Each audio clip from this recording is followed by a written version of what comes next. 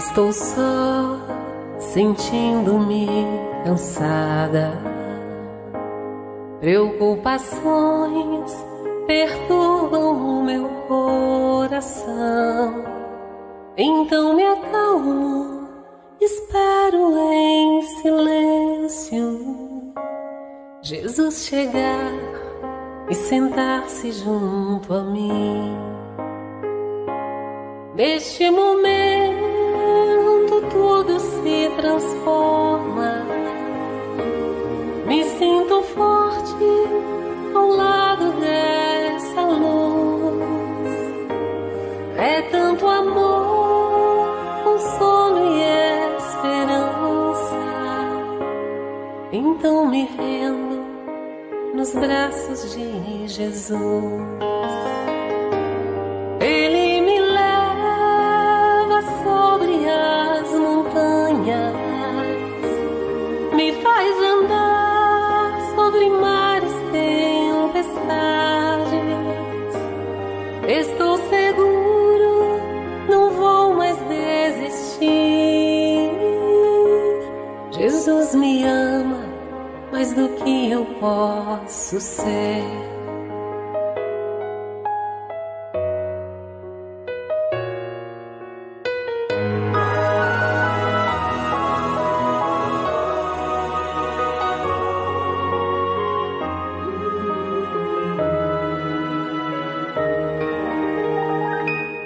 Quando estou só, sentindo-me cansada, preocupações perturbam o meu coração.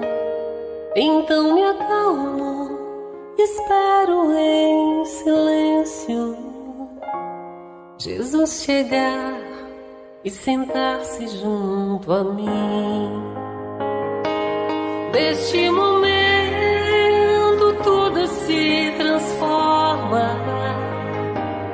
Me sinto forte ao lado dessa luz. É tanto amor, consolo e esperança. Então me rendo nos braços de Jesus. Ele me leva sobre as montanhas, me faz andar sobre mares, tempestades. Estou seguro, não vou mais desistir. Jesus me ama mais do que eu posso ser. Jesus me ama mais do que eu posso ser.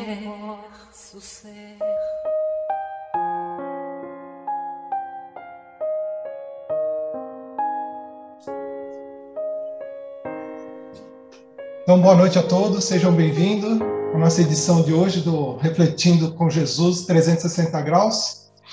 Todos sejam muito bem-vindos, sintam-se acolhidos, abraçados por todos aqui do nosso Departamento da Infância e Juventude. O programa de hoje vai ser inovador, né? Até mesmo para nós.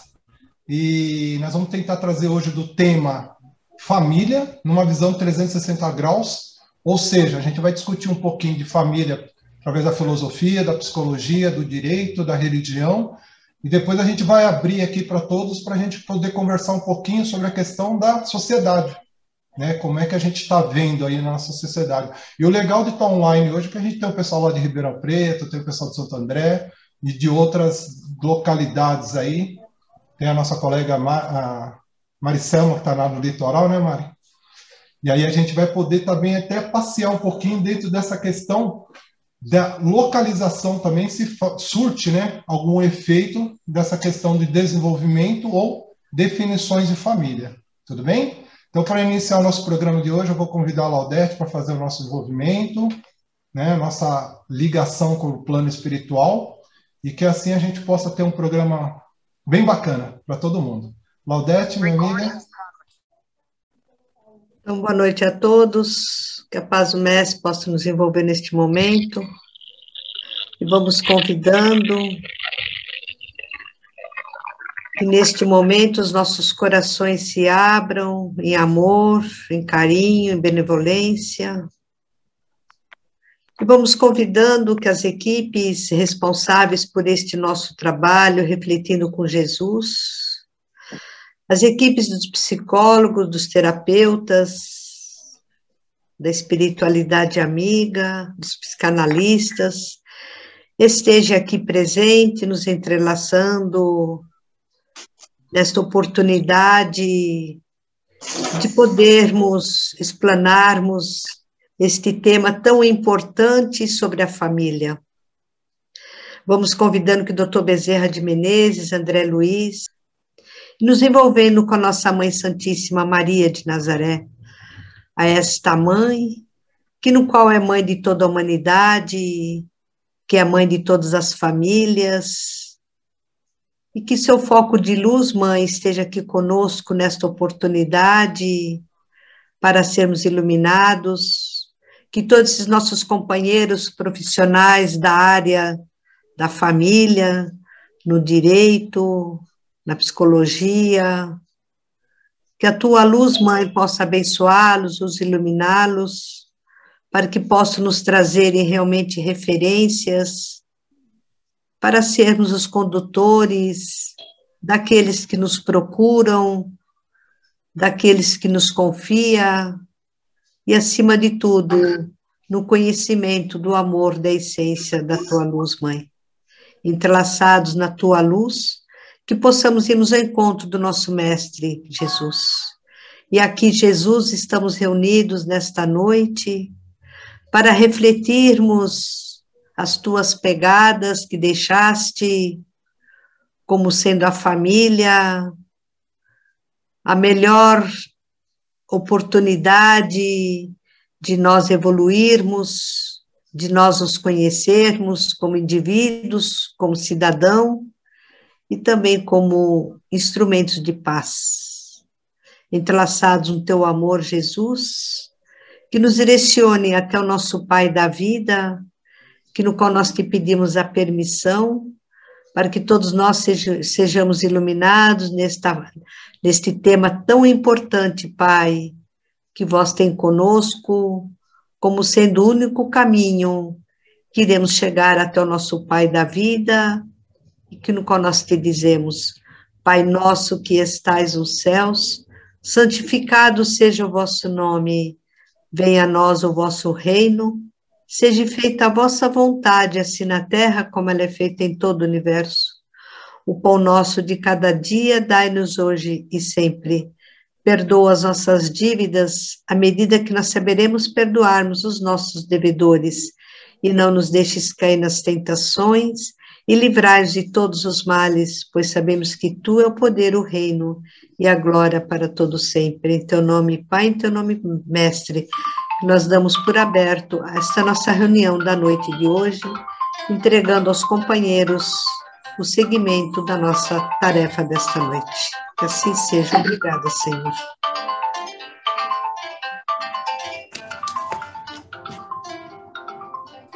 Obrigado, Laudete. Lourdinha?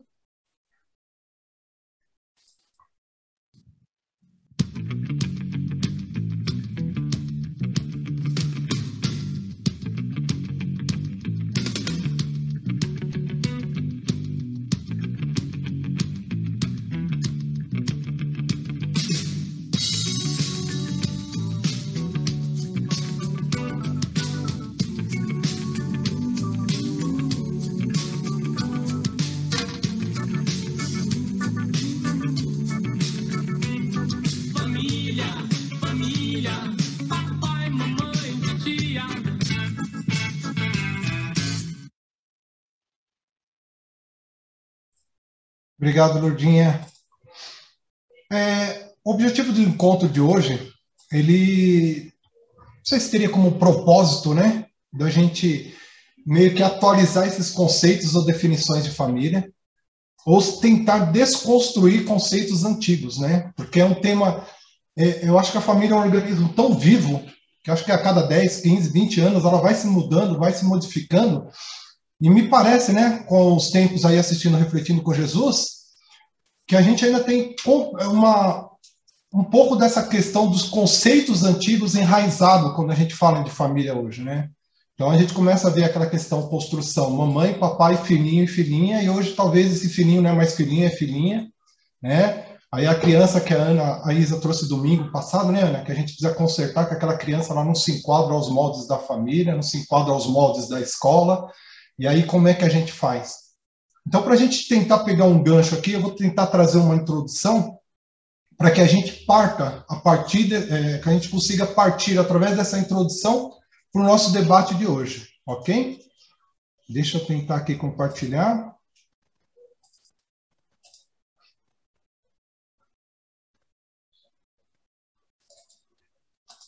Apareceu? Uhum.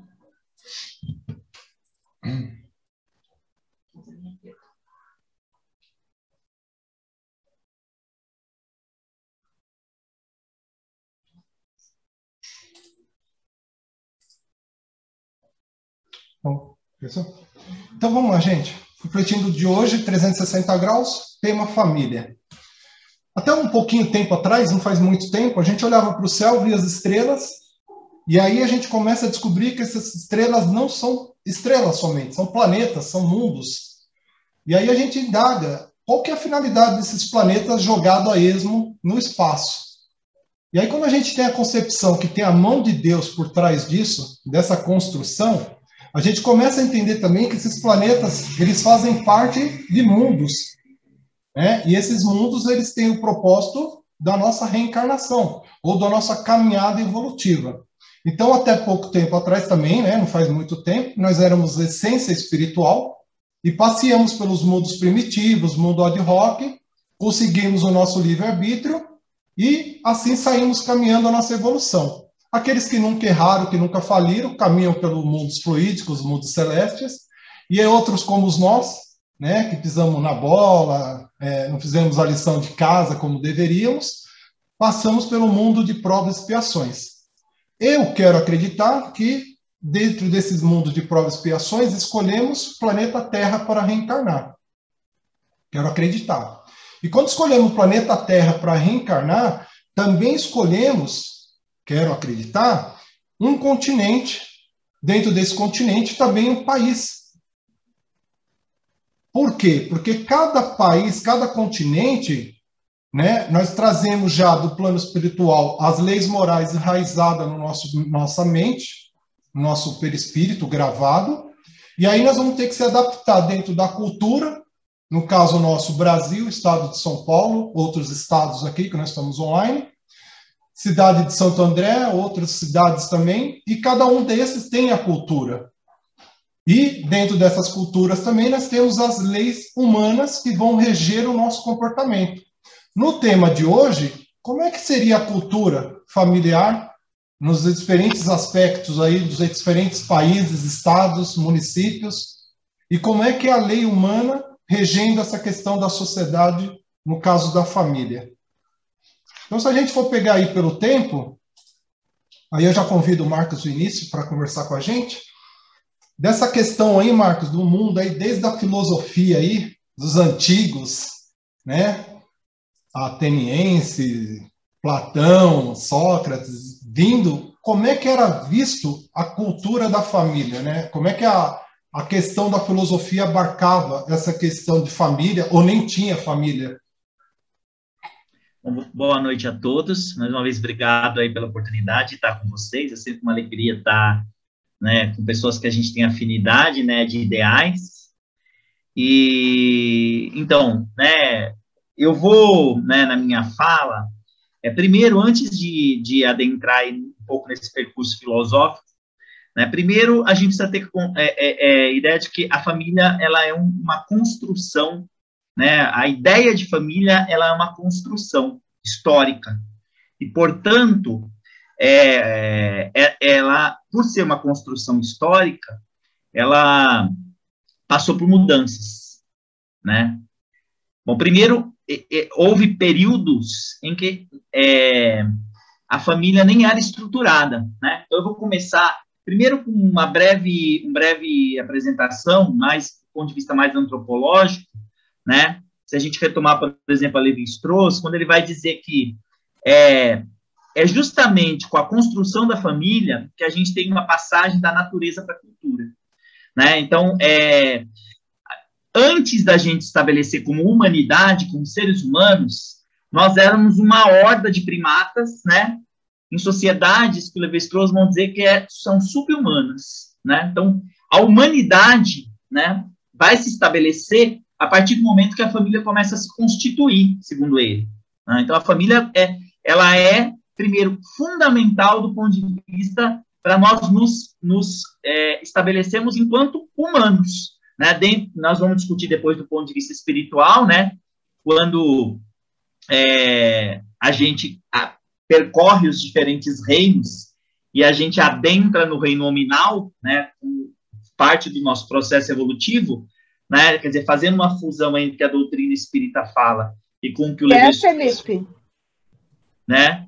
Com o que o Lévi-Strauss fala, a gente tem aí, na verdade, esse momento especial da humanidade, que é o momento em que, obviamente, todos os espíritos que presidem o desenvolvimento desse planeta nos preparam para que a gente saia das sociedades subhumanas e nos constituamos enquanto humanos.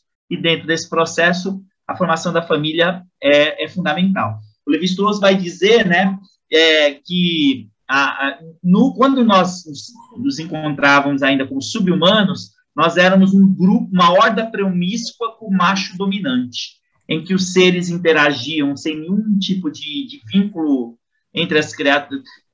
Eu falo assim, é como a gente pensar, por exemplo, os animais, né, que a gente vê, né? Você tem lá, de repente, um animalzinho, ele tem os filhotes, se ele crescer junto, quando aquele animalzinho, por exemplo, ele cede aos impulsos sexuais que vão fazer parte do desenvolvimento dele, ele acaba se envolvendo, né, naquilo, né, com a sua mãe, às vezes, né, cruza com a sua mãe, e isso, na verdade, né, para a gente, algumas pessoas ficam até um pouco, né, reflexivas com relação a isso, mas eu acho que é um pouco disso, né, quer dizer, quando esse animal abandona esse comportamento, se estabelece, segundo Lévi-Strauss, o conceito de família, né, então você começa, né, a construir uma unidade que proíbe o incesto, né, como norma de conduta, né, e coloca mulheres de um grupo à disposição de outro grupo, né, e não do mesmo grupo, criando essas unidades consanguíneas que nós chamamos de família. Isso é um processo histórico, obviamente tem muito tempo que a gente está nesse percurso, mas é isso que vai inaugurar o desenvolvimento do processo como família, né? Então, né, ele vai dizer que o ser humano é fruto de uma organização cultural que lhe faz ter pai e mãe, quando a gente reconhece uma filiação com pai e mãe, que tem deveres para com ele, aos quais deve respeito e obediência, dos quais não recebe só a vida biológica, né, mas também normas e aquisições de cultura e sociedade, porque é na família que a gente é introduzido às normas culturais e sociais que vão, obviamente, conduzir o nosso comportamento quando a gente abandona, quando a gente assume a nossa vida, né, nas nossas mãos, né, enquanto a gente não está nesse período de tutela, né, que a gente tem quando a gente está com a família, né. Então é isso, né, quer dizer, do ponto de vista antropológico, né, já vale um ponto importante que é assim, a família é condição de humanidade, né, então é assim, é impossível viver o reino da humanidade sem o estabelecimento de família, né? Obviamente eu estou pegando a leitura do Lévi-Strauss, né, eu não sou antropólogo, né, estudei um pouquinho de filosofia, né, o pessoal sabe, sou formado em física também, então eu não sei se existem correntes, não saberia dizer se existem correntes que concorrem com essa ideia, mas essa ideia me pareceu bastante pertinente para apresentar para vocês. Do ponto de vista filosófico, né, é muito interessante essa discussão da família, né, porque a família, enquanto conceito discutido na filosofia, ela custou a ser introduzida na filosofia, né? Eu vou traçar aqui um paralelo de vários momentos do desenvolvimento histórico para mostrar como é que a família sempre foi renegada ao segundo plano. Primeiro, porque talvez a ideia de família, né, ela fosse uma ideia tão tão familiar, parece redundante o que eu vou falar, né? O conceito de família parecia, num determinado momento histórico, tão familiar que ele não suscitava o interesse dos filósofos, né? Ela estava estabelecida, ela estava ali, então ela não se colocava como um problema filosófico. Do ponto de vista histórico, se a gente olhar aí para a história da filosofia, né, a gente vai pensar, por exemplo, lá nos socráticos, né, Sócrates, né, o foco desses indivíduos era o homem social, da polis, né, e nesse sentido, havia muito mais uma preocupação com a formação do cidadão preparado para a vida da polis do que propriamente da vida familiar. Era quase como se a vida familiar ela fosse... assim, o papel da família era a questão biológica. A ideia que a gente tem hoje de que a família é fundamental para a construção do caráter era uma ideia que não existia nesse período, né? Essa formação do caráter do homem que vai trabalhar para o desenvolvimento da polis só vai aparecer quando o indivíduo, obviamente o cidadão, né, e nem todos eram cidadãos, isso é importante dizer nesse período, mas quando o cidadão inicia a sua vida social. Nesse momento, ele inicia a sua formação. Então, é como se a família não tivesse importância do ponto de vista dessa formação, né? Aí você vai adentrar, vou dar vários saltos, tá? Eu vou tentar ser bem breve aqui, porque aí a gente vai, por exemplo, o cristianismo, né? O cristianismo também é muito engraçado. Hoje a gente fala, né, da doutrina espírita, do ponto de vista, a gente vai falar daqui a pouco sobre a questão, do ponto de vista espiritual, o papel da família, mas mesmo o cristianismo primitivo, lá original, ele não atribuía grande importância também ao papel da família. Olha que interessante, né? Porque a ideia era cultivar as virtudes para conquistar o reino dos céus, né? Na vida, na relação com as pessoas. Então, não se dava um destaque especial para a família. Hoje, a gente valoriza muito isso nas discussões cristãs, né? Mas não no cristianismo primitivo. Então, a família também estava aí um pouco renegada a um plano, a um subplano, né, de importância. No modernismo, menos ainda, né? Quando a gente adentra a Idade Moderna, a gente vai ter a valorização da subjetividade, da autonomia, do exercício reflexivo, a gente vai ter lá o iluminismo, né, o século das luzes, da razão, né, e a importância da reflexão crítica, e nesse sentido, a família também não tem um papel de locus filosóficos. Os valores a serem conquistados durante o iluminismo, eles estão, o iluminismo, né, e o período que vai se seguir, não tem grande valorização do ente familiar, né? Isso vai ser desenvolvido mais no exercício dessas coisas, né? Do pleno exercício da subjetividade, né? Tá lá o Kant, né? O Kant vai dizer na obra dele o que é esclarecimento, né? Que o homem deve conquistar, o homem deve caminhar.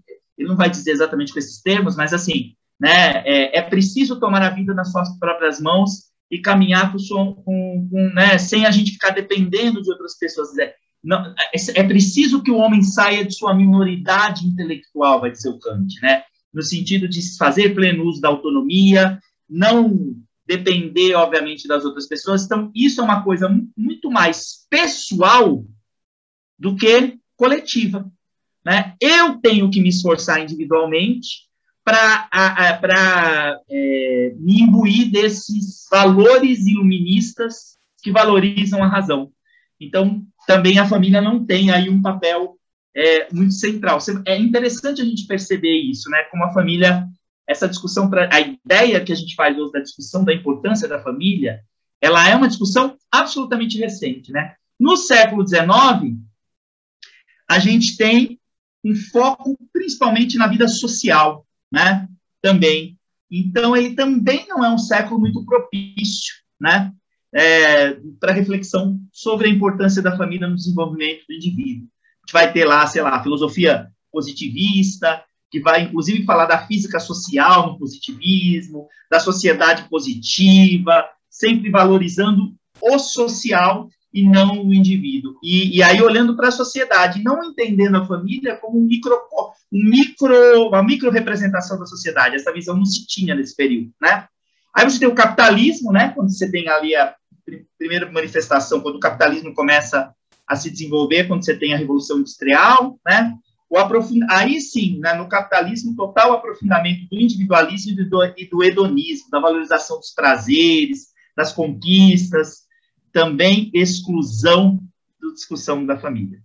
No século XIX, apesar dessa né, desvalorização da família, você tem o primeiro movimento, na verdade, para discutir o conceito de família de um ponto de vista filosófico sério, que vai ser feito pelo Hegel, né?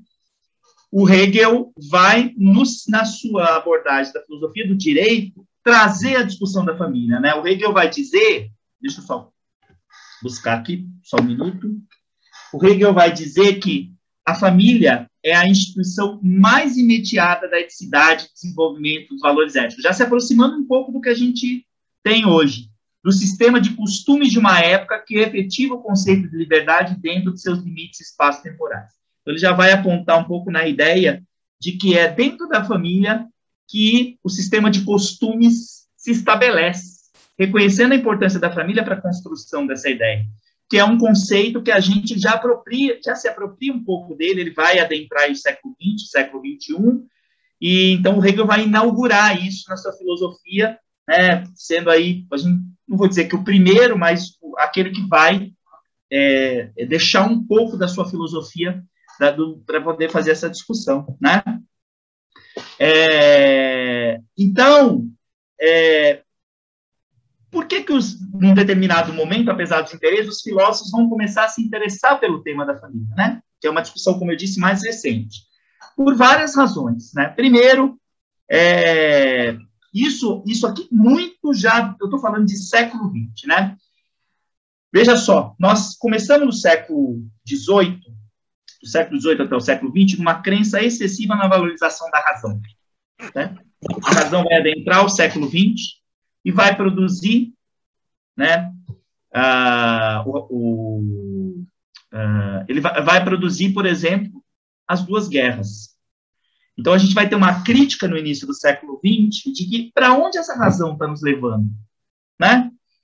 A gente vai ter um conceito que a gente chama de razão instrumental. Que razão é essa que nos convida à descoberta de grandes coisas, que valoriza o desenvolvimento do ser humano, mas que produz os assombros, por exemplo, do nazismo, né? As pessoas compraram aquele discurso e a gente permitiu, no seio de uma sociedade que se crê autônoma e valorizadora da razão, aquele escalabro do movimento nazista da Segunda Guerra e a Primeira Guerra também, né? Então, a gente vai ter aí mudanças culturais, né? Os indivíduos, obviamente, a sociedade começa a passar por mudanças, o indivíduo começa a se ver como um indivíduo massificado, a gente começa, né, a ser tratado como um conjunto, uma massa, até hoje a gente é tratado assim. Né? Os meios de comunicação nos tratam como um processo de massificação, né? Esses descaminhos da modernidade, né, que a gente percebe que a modernidade que produzia felicidade, boas coisas, não resolveu esses problemas ainda, né? E a busca de formas mais humanas de vida, de convívio e de fraternidade. E aí, a gente vai identificar na família o ponto central para que essas coisas comecem a ser mais desenvolvidas. Então, na virada do século XX, somente da segunda metade do século XXI, a família se torna, do ponto de vista cultural, filosófico, um ente central para a reformulação da sociedade, né? E esse é o nosso desafio. Nós estamos no século XXI e nós, obviamente, temos que pensar em que sentido e o que a gente espera que as famílias sejam capazes de desenvolver para mudar isso que a gente está vendo aí, porque o que a gente está vendo não é muito bom. Então, como a família, né, pode contribuir para isso, tá? Obrigado, Marcos. E aí a gente vê, então, nós chegamos nesse planeta, né, nós não temos a religião ainda, né, nós estamos ainda caminhando no início, dentro do que o Marcos explorou, um aglomerado de pessoas que agora é denominado família, e agora tem um propósito essa família. E como nós estamos nesse mundo aí, ainda se acertando dentro dessas questões, aí a gente invoca o direito, né? O direito que seria as regras de condução dessas questões familiares. No livro aqui da obra do curso de Direito de Família, né, do Carlos Alberto da Voz e Adriana Caldas, ela coloca aqui, abre aspas, para Giselda Maria Fernandes Novas, a família é uma entidade histórica, ancestral com a história, interligadas com os rumos e desvio da história. Ela mesma mutável, na exata medida em que muda as estruturas e a arquitetura da própria história, através dos tempos. A história da família se confunde com a própria humanidade. E aí, se a gente for pegar, convido agora a Yara, a Simone, um grupinho jurídico, para a gente debater um pouco, porque, né, Yarinha, até pouco tempo atrás, antes da nossa Constituição de 88, nós tínhamos a ideia da família, o pátrio poder, onde o homem é o chefe de família. Só que, ao mesmo tempo que nós temos o pátrio poder estabelecido na Constituição de 88, nós temos também lá no artigo 5º que homens e mulheres são iguais em deveres e direitos. Então, nós estamos falando da sociedade civil contrastando com a sociedade familiar. E aí vem corrigida através do quê? Do poder familiar. Então, agora, não mais o pátrio poder, né, que é o homem que manda na família, mas o poder familiar onde homens e mulheres têm igual conquistas, né? Inclusive o ECA, o Estatuto da Criança e do Adolescente, ele adverte que, ainda que pais separados, têm os mesmos direitos pelas crianças. E, Arinha, como que você vê aí, você, a Simone, essa questão jurídica abarcando sobre a família? Né? Porque nós temos aí, no caso agora, não mais os filhos próprios, mas engloba também a adoção, né, Yara? Sim. Assim, eu acho que o primeiro ponto que a gente tem que fazer acho que tem 2 pontos para fazer. O primeiro é que a gente sempre, pelo menos a minha parte, eu só vou poder falar em relação à legislação brasileira. É claro que a gente sempre tem um olhar em relação a outras comparadas, né? Mas primeiro é um olhar sobre a legislação brasileira que fala especificamente da construção histórica do Brasil, né? E é o segundo ponto. O direito, ele se forma pela história. Então, na verdade, os fatos acontecem e aí se identifica a necessidade de alterar a legislação para que ela acompanhe a mudança da sociedade, né? E essa mudança é muito rápida e é o que a gente tá acontecendo nesse momento, né? Eu estava outro dia estudando essa mudança, inclusive, né, do pátrio poder, a questão da igualdade, ela acompanha muito também as mudanças que a gente teve no século XX, principalmente em relação ao movimento feminista e como ele impactou essa mudança na sociedade, né? E principalmente no Brasil. Por exemplo, até 1978, alguns dos absurdos que existiam no Brasil, até 1978 as mulheres não podiam jogar futebol no Brasil, porque se dizia que o futebol era um jogo masculino e que as mulheres só podiam fazer né, atividades físicas que fossem compatíveis à sua qualidade física. E, por algum motivo, eles entendiam que futebol não era um esporte para mulher. Aí a gente tem várias outras caminhadas. Temos, se não me engano, em 2002, Simone, se eu estiver errado, você me corrige, porque eu não sou muito boa nessas datas. A gente tem, por exemplo, em 2002, a retirada do poder do homem de decidir sobre anulação do casamento, se a mulher era virgem ou não. Né? O marido, a mulher não poderia fazer esse pedido, mas o marido podia requerer a anulação do casamento caso ele constatasse que a esposa não era mais virgem quando ele casava, e algumas outras coisas que a gente tinha na nossa legislação que refletiam essa construção histórica do pátrio poder, ou seja, o homem como centro da sociedade familiar, né? E o que foi contrastando também com as desigualdades sociais que a gente tem no Brasil. Homens muito afastados do núcleo familiar, com abandono familiar, né? Aqui no estado de São Paulo, por exemplo, alguns anos atrás, teve uma mudança na legislação, acho que do município de São Paulo, não sei se foi do estado, não, você também me corrige, porque você é muito bonito. As casas do programa do habitacional, elas agora são colocadas no nome da mãe, porque os pais recebiam um apartamento, vendiam, catavam o dinheiro, metiam o pé, deixava a mãe sozinha, sem trabalho, com as crianças na rua. Então, isso é uma coisa que demonstra a estrutura e a falha, né, social que a gente tem, que o direito veio para fazer essa corrigenda, né? Mas tem você falou de adoção, né, Marcos? Você tem você e Ivani, vocês têm experiência nisso. E o que eu vejo, uma pergunta que eu me faço, a gente fala muito do papel da família, né? O papel da família, o papel da família. Mas o que eu faço com uma criança que não tem família? Uma estrutura familiar tradicional, um pai e uma mãe, né? Uma criança que está, por exemplo, num abrigo. Eu entendo que o nosso papel enquanto sociedade, é o que a gente deveria fazer, mas a gente não faz, é prover a essa criança a oportunidade de amor, de cuidados, enquanto grupo. Porque, como o Marcos falou, quanto mais a gente foi crescendo e evoluindo enquanto sociedade, as nossas relações ficaram mais complexas, né? E chegamos na complexidade que temos hoje. A gente tem núcleo familiar de tudo quanto é tipo. A gente tem um pai, a gente tem uma mãe, a gente tem 2 pais, 2 mães, uma avó, um tio. Até essa ideia do que seria um núcleo familiar teve de ser alterado porque as relações foram se tornando mais complexas, né? Então, quando a gente olha esse grupo, né, de pessoas que não têm uma família estruturada, será que porque todo mundo fala assim, ai, coitadas das crianças do abrigo, é tão triste do abrigo, mas o que você faz para a criança do abrigo ter uma vida melhor? Você já foi lá no abrigo? O que você poderia fazer, né? E o direito, ele caminha nesse movimento em grupo. Eu acho que a tendência do direito no futuro é um olhar social comunitário, mais ainda, né? Para aqueles que não têm esse abraço, de certa forma. Mas eu não sei que eu estou... Oi, Yara, mas dentro do que o Marcos caminhou ali, como sociedade, agora é hora de olhar a família como núcleo social, núcleo... Porque a própria Constituição diz que, né, que a família é a base da sociedade. E aí, quando a gente vê crianças no abrigo, quer dizer que a sociedade ou a família está falhando? Como é que vê, né? Simone? Quero Simone. Então, na verdade, acho que entrou, né? Na verdade, existem 2 pontos, né? Primeiro que depois de 88, tudo se mudou. 88 foi quando instituiu a nossa Constituição, chamada aí de Carta Magna.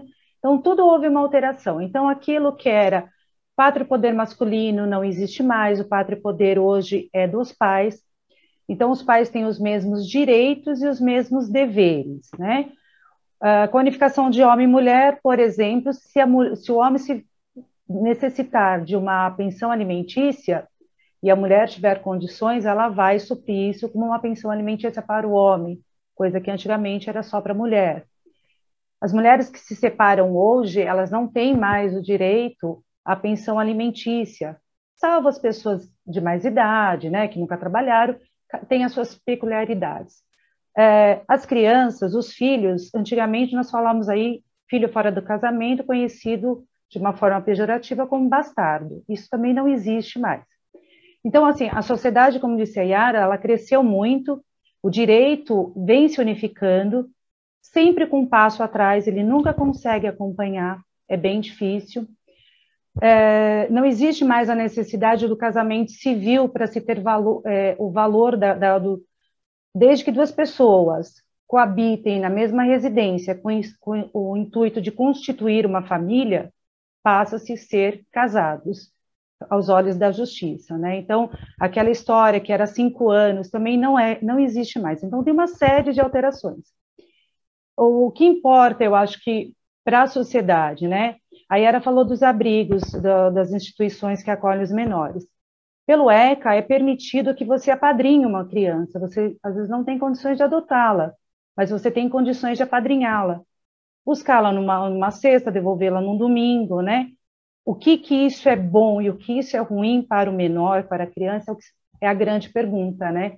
Porque, bem ou mal, você cria aquela expectativa de que ele está tendo um lar que, na verdade, ele não tem, né? Então, ele passa um final de semana agradável ao lado de uma família, passeia, se diverte, mas a realidade dele não é aquela. Então, há a possibilidade, sim, do apadrinhamento, que seria uma forma da sociedade se fazer presente e auxiliar, mas no dia a dia aquela criança, ela a responsabilidade de educação familiar ainda fica a título do orfanato, da entidade onde ele está com a sua guarda declinada, né? A sociedade não olha, né? A gente não olha mesmo, infelizmente. temos um problema muito sério, você passou por isso, você sabe, a adoção no Brasil é muito burocrática, a adoção aqui é super difícil, tem-se um risco muito grande de falar que vai adotar e depois passar essas crianças para fora do país, então a justiça tenta realmente resguardar o direito da criança e protegê-la, só que essa proteção acaba fazendo com que tudo fique amoroso, porque não tem, a Yara também é do direito, infelizmente a nossa justiça é extremamente morosa. O serviço público como todo, né, Sim? Tudo, né? Na verdade, serviço tudo. Público. Não dá nem para dizer, porque falar assim que é falta de boa vontade também não é muito sobrecarregado realmente, né? Então deveria se mudar tudo. Mas o que nós temos de bom? Hoje, toda família é bem vista pelo direito, então todas as crianças têm os mesmos direitos, sendo dentro do casamento ou fora do casamento, adotadas ou não, filhos de 2 pais, filhos de 2 mães, filhos de pai e mãe. Quer dizer, hoje a justiça está tentando, né? O direito tenta realmente amparar da melhor forma possível, mas falta um pouquinho aí de bom senso, às vezes, da sociedade, né? De acolher mais e ajudar mais, e também o próprio judiciário tentar ali, né? Às vezes você vai pedir adoção de uma criança e aí toda a burocracia te faz desistir, e aí você fala, deixa para lá. E tem o apadrinhamento, que eu acho que eu não conheço ninguém que apadrinhou até hoje, porque também para os 2 lados é complicado, né? Eu, como opinião pessoal minha, o apadrinhamento eu acho triste para a criança, porque ela cria uma expectativa do que ela não vai ter depois. E depois, se ainda que os familiares se afeiçoam a essa criança, ele entrou como apadrinhamento, ele não mais pode adotar. E aí a gente já vai introduzindo para o nosso grupo de psicologia, né, nossas convidadas, porque há uma falha da sociedade, então. Porque eu, quanto família, se eu Marcos, estou causando dano para minha filha, no caso, para a criança, eu sou afastado do lar. Se é a Ivani que está causando dano, a Ivani é afastada do lar. Mas no caso, quando são os dois, a criança é afastada do lar. E aí tem os prazos lá, né? 6 meses, para que a assistente social e a psicologia tenta fazer essa reaproximação, não dando certo, abre-se o ADPF, né? Que é a ação de desconstituição desse novo poder familiar, ou seja, pai e mãe perdem seu direito de ser pai e mãe, e a criança passa à adoção. Muito embora grande parte dessas crianças estão em adoção e ainda não tem ADPF, que é um grande risco. Aí você vai se afeiçoando à criança, chega lá na frente, são 2 anos de processo, esse processo não sai, e aí você não pode adotar a criança. E aí a gente chama, né, convida a Anaísa, convida a Fernanda, para a gente entender essa constituição familiar pela psicologia. Porque até então nós recebemos como pai, né, nós recebemos nossos filhos, e não tem um manual de instrução para lidar com esses filhos. E aí a gente acaba cometendo algumas barbaridades, algumas atrocidades, e extrapola dentro do limite do que é a educação, do que é o respeito, e a gente causa, às vezes, até celema. Fernanda e Anaísa, como é que nós, pais, recebemos as crianças e não sabemos lidar com as crianças? A Ana falou, né, Ana, alguns jovens, adultos hoje, né, que têm esses certos problemas, foram porque esse convívio familiar anterior, né? Fernanda, Ana. Olá, boa noite, né, a todos, me apresentando. Então, meu nome é Fernanda, sou psicóloga clínica e vou compartilhar aqui com vocês para a gente refletir um pouquinho e trazendo o que os colegas já comentaram aqui, as transformações, né, no conceito de família, de quanto isso evoluiu. E o quanto isso tem um impacto na maneira como a gente se vê, como a gente vê a nossa família e vê o mundo. Então, o que a gente ouve ao nosso redor, né? O que esse ambiente em que eu nasci ou então em que eu me criei contribuiu para que eu acreditasse de quem eu sou, do que eu mereço, né? Do amor de que eu tive ou não tive. Então, compartilhando, assim, duas experiências. Então, a gente tem aí as transformações, dizem que, algumas pessoas dizem que novas composições familiares, quando existe uma mãe solo, um pai solo, isso, no meu entendimento, não é nada novo. Pelo contrário, é muito antigo. De ter uma mãe solo, isso aí é a cara do Brasil, né? Então, diversas formas de famílias, a avó que cria, o avô, por diversos motivos. Mas isso não é representado, não é visto, não é validado, não, ou pelo menos não era, e a nossa luta é para que isso seja visto, seja valorizado, seja validado pela sociedade. Então, outras composições familiares que são diferentes dessa que a gente vê estampada como comercial de margarina, né? Então, a gente tem outras. Então, eu falei que eu ia compartilhar com vocês duas experiências. Uma é uma experiência pessoal, né?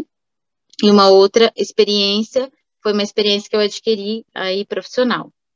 Então, a primeira, ali ainda na época de escolinha, antigamente, hoje isso está sendo transformado, e que bom que está sendo transformado pelas escolas. Então, o campo da educação está sendo mais visto e agregando, incluindo a todas as formas de família.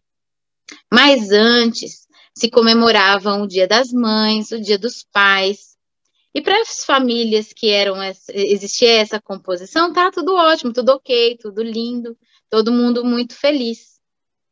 Mas as crianças que não tinham, por algum motivo, ali aquela figura paterna, figura materna, era um motivo de sofrimento. E eu passei por isso, né? Então, meu pai, na época que eu estava ali no jardim de infância, eu já não tinha minha mãe por ser órfã. E todas as vezes que acontecia isso, esses encontros, era motivo de sofrimento. Então, eu tive acesso ainda, eu agradeço muito ao meu pai por ter tido essa sensibilidade de me procurar apoio psicológico, um amparo. Naquela época, é uma cidade muito pequena, com muito pouco acesso, né, e ainda mais na época em que eu era criança, mas ele teve essa sensibilidade, essa preocupação de procurar apoio psicológico. E me causava muito sofrimento a ausência dela, né, a gente foi trabalhando isso, e tudo certo. Então, e hoje eu tenho meu filho na escola, e não existe mais, né, alguns pais até reclamam disso, por não existir mais o Dia das Mães, o Dia dos Pais. O que existe é o Dia da Família. E famílias são vários tipos, são os meus cuidadores, são as pessoas que eu amo, que me cuidam, que me protegem, que me amparam, que atendem as minhas necessidades, que me respeitam. Essas são a família, né? Então, aí ela vai agregar e acolher a diversas composições, as escolas aí, sem causar desconforto ou sofrimento para qualquer criança que seja, certo? Essa aí é uma primeira experiência que eu gostaria de compartilhar. E a segunda, né, que é profissional, que é a oportunidade que eu tive de trabalhar em acolhimento com crianças que estavam ali por diversos motivos, por negligência, por abusos, por violências, né? E ali, no projeto em que eu trabalhei, era necessário que a gente trabalhasse a individualidade, trabalhasse aspectos, né, de educação, de tudo. Então, cada dia a gente trabalhava algo. E no dia em que a gente foi trabalhar o assunto sobre família, na cartilha, a princípio, eu vinha fazer a árvore genealógica, né? Eu já me sensibilizei com isso e eu pensei no extremo desconforto que traria a algumas crianças, talvez a grande maioria, de entender como família aquela que, né, que gerou, às vezes algumas nem poderia ter essa informação. Então, eu substituí a árvore genealógica ali para essa atividade para uma coisa que eu chamei de árvore da vida. E aí as crianças, elas teriam a autonomia de escolherem quem são as pessoas que elas consideram sua família, quais são as pessoas que têm importância afetiva na sua vida. E ali o local onde elas eram acolhidas chama, né, família social. Então, a família social que atende a necessidade dela enquanto ela está ali em poder do Estado. essas crianças e adolescentes. Então, as famílias sociais levam à escola, ajudam com as atividades, se precisar ir ao médico, elas estão ali, recebendo esse apoio. E a intenção é que elas não permaneçam por muito tempo nesse local, né? Ou que elas regressam à sua família, se isso for possível, e quando não há possibilidade de voltar à família, elas são encaminhadas para adoção, enfim. Só que esse processo, ele pode, né, a gente entende a realidade, e como aí a colega já bem colocou, o processo de adoção não é um processo simples, e a criança, enquanto isso, ela precisa ser amparada, ser protegida, ser amada, e nesse período exige também o apadrinhamento afetivo que ela bem colocou também, que é para que a criança tenha contato de receber, que apadrinhamento, o que a gente lembra de apadrinhamentos? Padrinhos, quem aqui tem padrinho e madrinha, né? Então, eu tive padrinho e madrinha, então, são pessoas que a gente não convive diariamente, mas que estão presentes na nossa vida, e a gente sabe que pode contar com elas. A gente vai receber presente de aniversário, vai ver no final de semana, vai no churrasco, então, assim, você ter esse contato afetivo com alguém, para além daquelas que estão ali no seu dia a dia. Então, eu acredito que eu vejo com bons olhos esse projeto aí do apadrinhamento afetivo.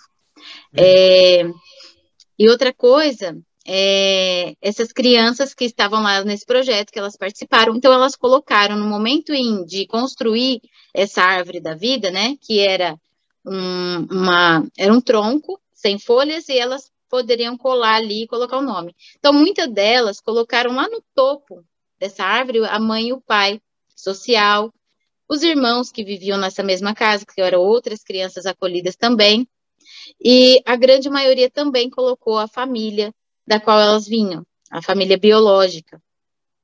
E aí era muito curioso, porque muitas delas colocavam essas folhinhas da família biológica no chão e no esquerdo, né, no passado. Mas ali ainda estavam representadas, então, dessa forma a gente dá a liberdade delas entender o que é a família delas. E o que a gente precisa entender, né? Eu tenho um texto aqui que vai muito do que já foi dito, do Pedro Menezes, é um professor de filosofia. A família, o texto começa assim: a família representa a união entre pessoas que possuem laços sanguíneos, de convivência e baseados no afeto. Segundo a Constituição brasileira, o conceito família abrange diversas formas de organização fundamentadas na relação afetiva entre os membros. Entretanto, não se trata de um conceito rígido ou imutável. Ao longo da história, o conceito família já assumiu diversos significados. Atualmente, nos debates envolvendo diversos setores da sociedade, o direito brasileiro assumiu que a constituição familiar fundamenta-se no afeto. Esse entendimento substitui o anterior, que baseava a família no matrimônio e na procriação, né? Então, olha que bonito. O amor, o afeto, ele está ali no alicerce, no que a gente pode dizer que é a base de uma família. E a gente precisa ver isso sendo dito, sendo representado no que a gente vê, no que a gente lê, nos desenhos que as crianças vão ter acesso, enfim, dela ver a família dela representada. Isso é muito importante, de ver que ela existe, e que a família dela existe e é validada, para que ela construa essa ideia sobre ela, positiva, de que ela tem uma família que não é errada, que não está fora do padrão, né, que eu não existo, minha família não vale, o que vale é só aquela que está sendo representada na TV. A minha família existe. A família é interracial, né? Às vezes é uma criança negra adotada por brancos, ou branco que adota uma criança negra, e gera essa confusão, né, de que não é seu pai, porque ele não é branco. Exatamente. Então, é muito limitante a gente pensar nisso, né, da gente se ver enquanto família só quando existe ali aspectos biológicos, aspectos físicos, né, da gente se parecer. Obrigado, Fê. Ana, onde erramos com nossas crianças? Porque... Ai, meu Deus. Rapidinho, tá, meu amor? A gente pega essa questão das crianças, educamos, e se nós somos a base da sociedade, nós vemos hoje uma sociedade doente, né? Uma sociedade corrupta, uma sociedade que fizemos, né?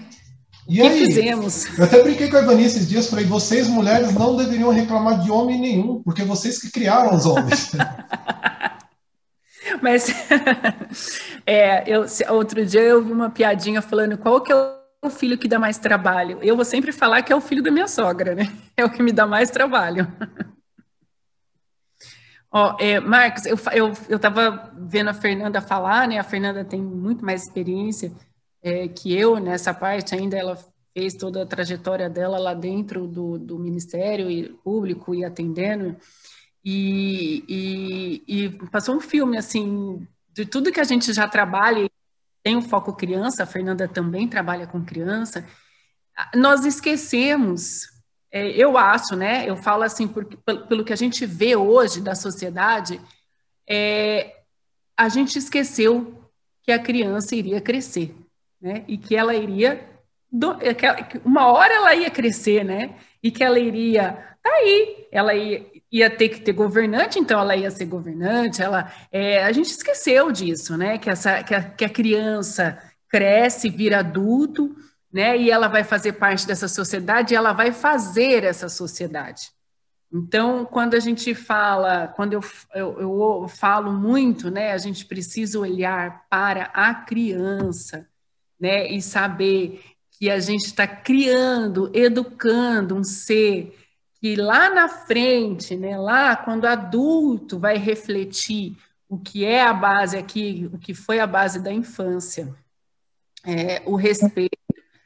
Antigamente as crianças, e a gente aqui é uma geração que a gente não era ouvido, acho que eu falei isso, não lembro se a gente falou isso no último encontro, mas a gente não tinha voz, né? O que era? Não tinha, né? A gente tinha uma educação, né? E a gente passou por isso, era muito autoritária.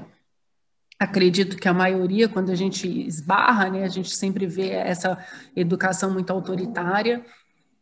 E aí, agora, a gente está tendo uma oportunidade, eu falo, a criança, ela é a parte mais vulnerável, né? E a gente sempre vai, né? O ECA está aí, como a Yara falou, e a Simone falou, o direito, ele caminha, né, de acordo com a necessidade, né? E o ECA está aí justamente para defender um direito da criança e fazer com que ela seja respeitada, né, e seja preservada. A educação, ela precisa ser olhada, a infância, ela precisa ser preservada. Né? A Fernanda falou, muito bonito, eu gosto muito de ouvir a Fer falar, porque ela traz sempre umas colocações assim, muito pontuais, e é isso. A intervenção do direito é sempre quando aquela balança desequilibra, né? Quando a gente vê a mulher sofrendo demais, aí a gente tenta corrigir. Aí vem a lei, exatamente. Quando vê a criança muito vulnerável, é lógico que a sociedade, a sociedade, ela faz, né? A família. A gente tem uma sociedade aqui, uma família. Se a gente for em outro continente, se a gente for ver outros continentes, vai ter um outro tipo de constituição, de família, de valores e tudo mais, mas ainda assim, né, o afeto que é o que faz a importância e que mantém uma família. Então aí a gente começa a desenhar então essa questão da família, mas aí que tá, né? Se a gente for ver, a família que deveria educar e incentivar, nós às vezes somos os primeiros críticos. Vamos tocar no dedo da ferida da questão da homossexualidade. Ô Marcos. Quando a criança fala na questão de ser, não sou mais menino, sou menina, a família é a primeira repressora, em tese.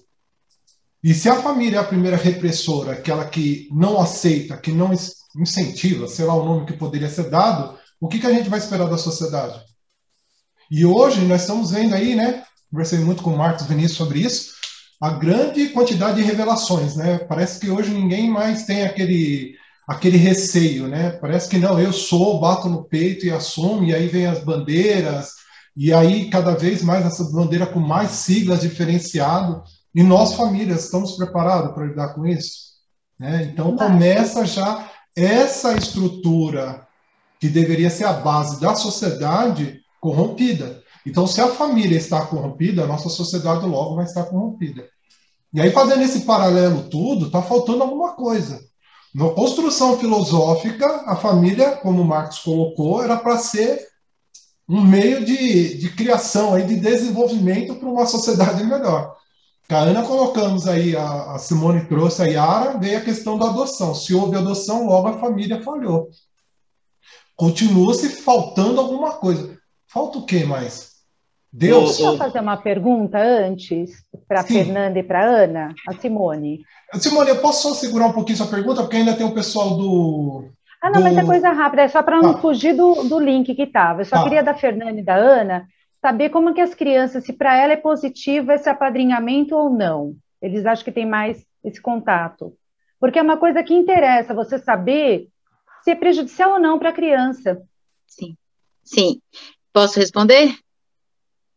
Certo. Na minha opinião, ali, é muito importante, sim. Eu vejo com bons olhos o apadrinhamento nessa situação em que a criança ela está em acolhimento, para que ela tenha contato, né? Ali ela já está recebendo todo o amparo da família, só que essa família, muitas vezes ela está atendendo um número muito grande de crianças, né? De adolescentes ali.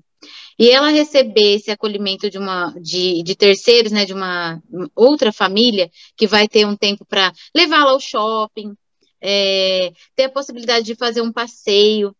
Aqui em Rio Preto é assim, então muitas das crianças, o sonho delas, o super desejo delas é ir a um passeio ao shopping, uma coisa que para nós é tão corriqueira, é um passeio ao shopping, e que muitas vezes a mãe social, ela não provia desse tempo, porque é tanta criança, tanto adolescente ali para cuidar, que ela não ia ter esse tempo de ficar individualmente com cada um.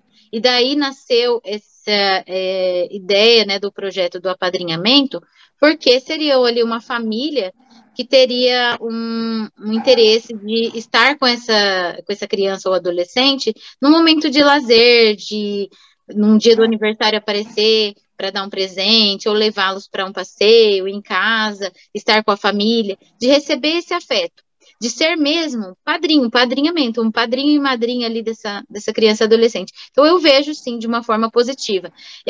Desde que, tanto para essa família que está apadrinhando, tenha o entendimento de que ela é padrinho e madrinha, né? Porque o padrinho e madrinho das nossas famílias, eles não querem pegar a criança para si e morar eternamente com eles. Mas eles vão querer fazer parte da vida dessa criança, desse adolescente, no sentido de, olha, eu estou aqui, se você precisar de mim, né? Olha, venha passar um final de semana na minha casa. É isso que a gente faz com os padrinhos. Desde então, tanto a criança seja preparada nesse sentido de ver essa família como padrinhos, como os padrinhos também. Agora, se o desejo desses padrinhos é de adoção, então que eles vão acessar essa criança por outras vias. Porque no caso, Simone, se a gente for ver, às vezes, pelo que eu convivi aí desses quase 3 anos aí na fila de adoção, estudando, e meu tema de trabalho de conclusão de curso na graduação em Direito foi sobre adoção, às vezes é a única oportunidade dessa criança sair do abrigo. Porque às vezes ela vai ficar lá 5, 6 anos abrigada, sem às vezes ter contato com o shopping, sem um Natal diferenciado, porque ninguém vai tirar ela de lá. Então o apadrinhamento, por um lado, ele é positivo por causa disso. Você acaba aqui socializando a criança. Quando ela ir na casa de alguém, saber se comportar, para ela poder ter essa referência, ainda que momentânea, do que é uma família. Porque senão ela vai ficar... expectativa da criança. Não, aí vem outras questões que as psicólogas têm que trabalhar. Né? Eu penso assim, naquela criança, no dia seguinte, ela voltar para a realidade, se isso não é prejudicial para ela. Por aí isso são que vários fatores, né? Pode ser que sim, pode ser que não, porque ela realizou a vontade, né? Então. Mas é uma coisa para se conversar. Aí a gente voltando aqui, então a gente viu que num dado momento a família falhou, né? Porque nós colocamos nossos filhos para adoção. Ou seja, fomos incapazes de dar continuidade a essa família. E às vezes não são só um filho, né? Às vezes são 3, 4, 5 filhos que você perde a guarda. Você tem 5 filhos, dependendo do que você cometeu, você perdeu 5. Está faltando Deus? Como é que a gente vê isso? Aí eu chamo o José Porto, chamo o Marcos Concharo, nossa equipe, Vera, para a gente falar um pouco onde entra Deus nessa constituição familiar? É importante ou não, Porto? Primeiro tem que saber o que é Deus. Depois conhecer o plano de Deus para com suas criaturas. E saber também aonde nós queremos chegar. Então eu acredito que essa é a aula 4, Escola de Aprendizes do Evangelho, as raças primitivas, né? Que o primeiro homem pisou na Terra há 4,5 milhões de anos, na pele de um primata. De lá para cá estamos tentando nos conhecer como seres divinos, e Deus elegeu a família para que isso ocorresse. Então a doutrina espírita, agora um viés espiritualista, espírita, né, vem falar que a família é um instituto abençoado em que um grupo de espíritos necessitados e em compromissos inadiáveis de auxílio ou reparação uns com os outros, em obediência à lei de causa e efeito, encontram-se num programa de provas e expiações, graças ao princípio da reencarnação. Então, tudo isso que está ocorrendo faz parte de um processo educacional, um processo que chegaremos, sem dúvida, num determinado momento, àquilo que estamos buscando, a perfeição. E estamos apenas no meio desse processo. Então, tudo isso eu vejo com bons olhos, que é bagagem que estamos acumulando para que no futuro não repitamos mais os mesmos erros de hoje, né? Hoje a gente vê uma mulher grávida, uma mãe que traz um filho ainda no ventre, aquela mãe ainda naquele princípio de que aquela criança vai ser um superstar, vai ser alguém muito importante, vai ser um homem de sucesso, um homem totalmente voltado às letras, às ciências, enfim. Só que ela não sabe que pode ser um pedófilo que está voltando, um estelionatário que está reencarnando, né? Alguém que abusou do dinheiro público, enfim. Na hora que a gente descobrir realmente o que é uma família e quem somos verdadeiramente nós, aí essa família vai realmente florescer da forma que ela foi criada e idealizada por Deus. Óbvio que está faltando esse Deus, esse ingrediente fundamental nas nossas vidas. Então não temos nada errado. Quando a criança faz parte de um processo evolutivo.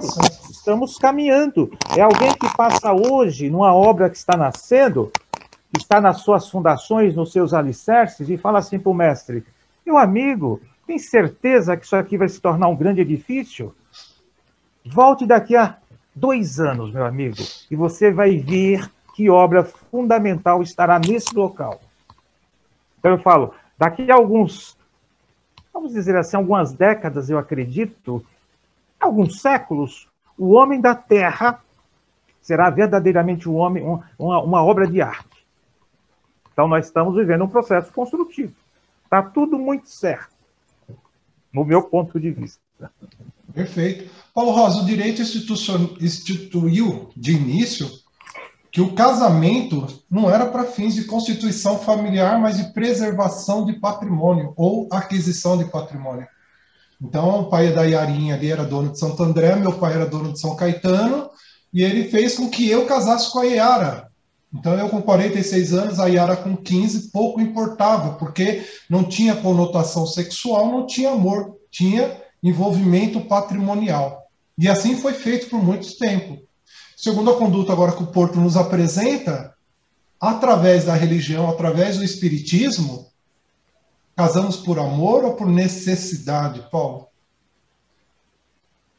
Em princípio, eu acredito que seja por amor. Ou seja, contrariamos o direito. Não é mais agora por aquisição de propriedade, mas pelo amor. Porque a Fernanda falou, a base da família tem que ter o amor. Exato. Sem esse alicerce, a gente vê o que está acontecendo hoje. E se a gente olhar bem, a lei de causa e efeito, ela predomina sempre. Nada é por um acaso. As uniões familiares, as pessoas que estão juntas, nada é por um acaso. Tudo tem um propósito, tudo tem uma significação. E a lei de causa e efeito agindo. Olha que Antigamente era difícil isso, né? Porque, já pensou, você ser predestinado a... A gente já viu isso em muitos filmes, né? A pessoa ser predestinada a se casar com aquela outra pessoa. Ah, mas eu não tenho amor por ele. Ah, não importa. Com o tempo você vai aprender a gostar dele. Eu presenciei isso, é interessante. É até engraçado. No filme O Alto da Compadecida, o pai daquela moça lá, né? Aquele coronel, todo tinha aquela condição mandona, tudo. Então, a Rosinha teria que se casar com uma pessoa, com um advogado, com uma pessoa direita. Aí chegou lá na cidade e ela conheceu o Chicó, né? E aí ele era uma pessoa pobre. Então, teve todo aquele desenrolar para ela poder se casar com ele. Mas eu acredito, como o Porto falou, tudo tem um propósito, né? Tudo tem um propósito. E o amor, né, eu acredito como base de tudo. Sem esse alicerce, se dispersa muito, viu, Marcos? Então a gente vê então que o nosso olhar todo momento está distorcido e não o problema da sociedade ou da família em si. Mas Marina, as escrituras falam dessa questão do casar por amor, desse casar por uma necessidade de reparação de erros ou danos. Puxa vida, fala. Mas enquanto eu estou ouvindo todos os nossos colegas tão amados, aqui alguns eu conheço, eu estava pensando aqui, assim, como a nossa conduta espírita cristã. Foi esse o pensamento que me veio durante todo o tempo. Enquanto a Fernanda falava, eu já tinha pensado exatamente no capítulo 14, Honra teu pai e tua mãe, do Evangelho segundo o Espiritismo. E lá tem piedade filial, quem é minha mãe e quem são meus irmãos, parentesco corporal e espiritual, e vai por aí. Gratidão dos filhos e os laços de família. Esse é um capítulo que nós deveríamos até ter estudado antes dessa palestra de hoje. Então, ouvindo esses dois, todos vocês, e ouvindo também o Marcos fazer essa breve trajetória, que precisaríamos falar muito sobre isso também, de repente, chegou aonde, então? O que faltou? Faltou justamente isso. E quando a gente pensa na primeira coisa, a criança tem que logo crescer aí, com 2, 3 anos, e você já coloca ela na escola.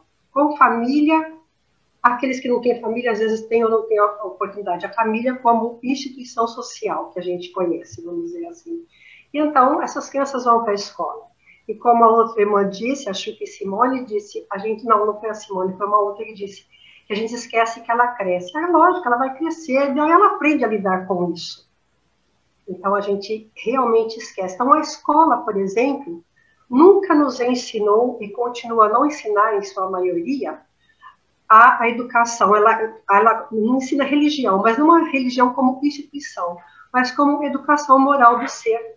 Então, dentro do ser, a gente vai aprendendo a lidar com todas aquelas questões dentro da escola e na sociedade, ainda como criança, e sem saber realmente da nossa essência. E aí a gente aprende a lidar com morte, por exemplo, com perdas, com orfandade. Aprende não, né? A gente vai sofrendo aqui e vai aprendendo ao longo. Lá no adulto, você já aprendeu, alguns de nós aprendem a suprimir isso dentro. E quando a gente vira adulto, a gente esquece que muitas crianças estão passando pelos mesmos processos que nós já passamos. Então, acho que essa falta realmente dessa ligação de ensinar o ser, que os poucos que já têm esse conhecimento, eu acho que é a grande falta da sociedade. Então, veja bem, toda essa trajetória que o Marcos falou, as colocações que os outros fizeram, e tudo isso a gente vê esse ser, aprende a lidar até com o bullying, que hoje virou bullying, mas não aprendeu a lidar consigo mesmo. Então, por que dói o bullying? Por que dói a falta de afeto? Porque aquilo já faltou na sua base, lá dentro, lá pequenininho, né?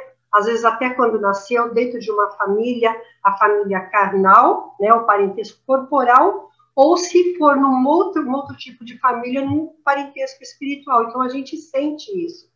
A gente vê isso até dentro da nossa família. Às vezes a gente não tem uma falta de afinidade dentro da família. Então, a gente não aprendeu isso, as nossas escolas não ensinam isso, e não tem escolas preparadas para isso. Nós ainda não temos realmente, eu pelo menos não conheço, educadores que fazem a educação moral do ser, né? Então, não é hoje, por acaso, que nós estamos vivendo essa questão, as crianças, uma grande parte das crianças dentro de casa, de repente. Com quem? A maioria de casa, alguns com os avós, que viraram pais, mas alguns estão com seus pais e com suas mães. Aqueles que ficavam até 12 horas sem seu pai e sua mãe. Chegava em casa, tomava banho, comia e dormia. Ia para o videogame, ia para a televisão. E agora? Como é que nós estamos fazendo? Eu posso falar isso porque eu estou vivendo essa situação dentro da minha casa. E conheço um monte de outras pessoas. E sei que mais da metade aqui também sabe. Mas, Osmarina, então, porque nós, falando agora, invadindo um pouco a cultura, mas é porque nós brasileiros não sabemos educar, né? O problema é só a família brasileira. Sueli, você que morou, teve famílias, né? Conviveu muito na Alemanha. Depois eu vou chamar o Carlos e a Emília também. Como é que é a família lá na Alemanha, Sueli? Vamos falar um pouco dessa família na cultura. É diferente do Brasil? Bom, boa noite a todos. Eu estou achando muito interessante. A Alemanha, bom, eu tenho a experiência da minha, né? Que era eu, meu marido alemão, e eu com a minha cultura brasileira, ele com a dele alemã. Nós temos um filho único, ele, meu ex-marido também, hoje ex-marido, também filho único. Quer dizer, ele tinha a experiência de ser filho único, e para ele bastava ter um filho, eu tenho um irmão. O interessante que eu achei muito interessante na Alemanha foi que não existe filho, não existe mãe solteira ou mãe solo. Toda criança tem um pai. E não interessa quem quer que seja, toda criança tem um pai. Então, quando a mulher está grávida e não vem numa união, vamos dizer assim, legalizada através de um casamento, e ela sabe quem é o pai, ela vai falar quem é o pai, e a lei vai provar que esse pai é pai. Na época que a gente foi para lá, o Victor meu filho está com 30 anos, eu vivi pelo menos uns 5 centenos, quer dizer, 35 anos atrás. A situação era que ou é aquele que foi indicado, e se ele não aceitar que é aquele com quem ela está junto. Ou seja, se você está convivendo com uma mulher e ela está grávida e o filho não é seu, se o pai da criança biológico não aceita a criança, o pai, ou seja, aquele companheiro dela vai assumir essa criança como filha legítima. Então, assim, esse assegurar, vamos dizer assim, em termos de legalidade, eu acho que está muito estruturado lá de uma maneira, talvez, comparado com o que vocês falaram aqui, num ritmo mais assertivo, sei lá, não sei se é assim que a gente pode dizer. Quando eu fiquei grávida e já estava casada, nós tivemos que estabelecer qual seria o sobrenome dos nossos futuros filhos, se fosse mais do que um. Porque eu tenho, por exemplo, na família, filhos da mesma família, tios, do lado da minha mãe, do lado do meu pai, cada um com um nome diferente, porque a mãe, o sobrenome da mãe, outra o sobrenome do pai, ou a combinação dos dois, e na Alemanha não tem isso. Tem que escolher, ou vai ter o nome dos dois, ou vai ter o nome de um, e a família tem um álbum, um livro, Familienbuch, ou seja, um livro da família, que é mais do que uma certidão de casamento, de nascimento, ou sim um livro onde todas as certidões são formatadas de um tamanho pequeno, vamos dizer assim, além do documento original, e aquele livro é o livro que condensa, vamos dizer assim, todas as certidões dos possíveis membros dessa família. Certidão de óbito, certidão de casamento, certidão de nascimento, está tudo ali naquele mesmo livro. Tem o fato também de que as pessoas têm uma outra estrutura de registros, porque você está numa cidade, você é registrado naquela cidade, a sua identidade atrás do seu registro. Não tem aquela de que fulano sumiu no mundo. Se você mudar para uma outra cidade, você tem que dar baixa no seu registro dessa cidade e se registrar automaticamente na outra cidade, e só assim que a sua vida, vamos dizer assim, vai funcionar em termos de trabalho e todos os direitos legais que se tem. Então, eu acho que com esse controle, que até parece demais, né, alguns queixam-se da falta de liberdade, as coisas ficam mais asseguradas nesse sentido. Por exemplo, uma criança, como foi o caso do meu filho, quando nasceu e a gente precisou viajar, quando nasceu, primeiro foi feito o registro no próprio hospital, o registro de nascimento, tem vamos dizer assim, um espaço específico no hospital onde a criança já é registrada. E a gente, então, no prazo de uma semana, foi fazer o registro no consulado brasileiro, e ele automaticamente já tinha as duas nacionalidades. Na Alemanha é filho de alemão quem é alemão quem é filho de alemão. No Brasil é brasileiro quem nasce em território brasileiro. Então, ser registrado no consulado brasileiro assegurou para o Victor a nacionalidade brasileira, até que se tivesse que definir entre duas nacionalidades, e hoje em dia não tem mais essa necessidade, porque na época teria que abdicar de uma das duas, e hoje ele pode carregar as duas nacionalidades, os dois passaportes, ele é uma pessoa de dupla nacionalidade, não personalidade, mas nacionalidade. Então, são coisas que vão assegurando essa questão do direito. Mas eu acredito que, fazendo uma misturinha de todas essas questões, a família, eu estava hoje mesmo reclamando com ele, eu liguei para ele e ele não me atendeu, e eu falei, poxa vida, está ficando alemão, porque os alemães não têm esse vínculo de afetividade da forma que nós brasileiros temos tão apaixonadamente, né? O alemão acha que o filho com 18 anos tem que sair de casa, ele tem que morar sozinho, ele tem que andar com as próprias pernas, né? A gente sente uma falta de afetividade para a nossa maneira de ver as coisas, mas que dá uma certa autonomia para as pessoas. E a gente tentou, particularmente, fazer uma mistura de todas essas coisas, né?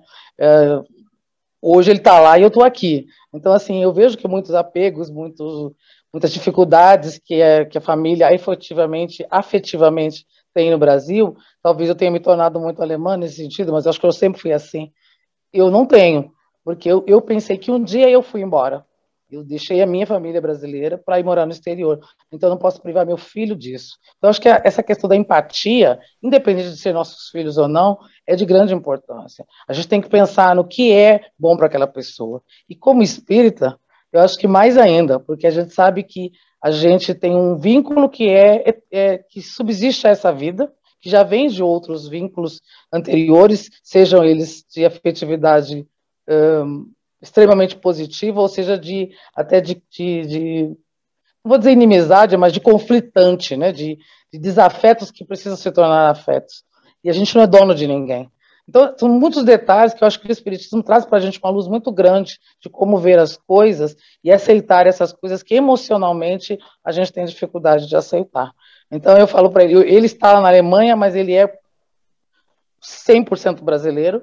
E eu falei hoje, pô, você está ficando alemão, porque você não está nem ligando para mim, mas eu já aceito, porque hoje, com 30 anos, tendo que trabalhar, provavelmente com os amigos, com namorada e tudo mais, não pode estar ligando toda hora. É diferente de quando eu fui para a Alemanha, com dificuldades que tinha de comunicação, mas que eu ligava para minha mãe toda semana, né, para minha mãe e para meu pai. Então, assim, são dependências afetivas, mas que a gente tem que saber como olhar por essas coisas todas. E quando vocês falaram com relação essa coisa da família, eu só queria tocar nesse assunto, porque o que eu li muito intensamente antes de ir embora para a Alemanha foi o capítulo 22 do Evangelho segundo o Espiritismo, que diz, não separeis o que Deus uniu. E aí eu me questionei, mas o que quer dizer se não separei o que Deus uniu?